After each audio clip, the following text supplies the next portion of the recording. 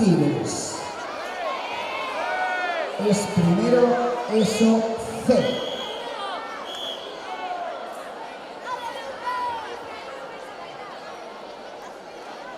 Voy a esperar el ok de la profesora supervisando medidas. Están. Primero ESO C. No, el jurado no está. El jurado no está listo todavía. No está con la calculadora la profesora de matemáticas, ¿eh? No, por favor. ¿Cómo se nos puede ocurrir que una profesora de matemáticas use una calculadora?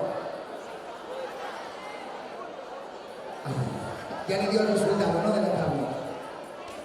Vamos allá. Primero, ESO C, series, dibujos animados.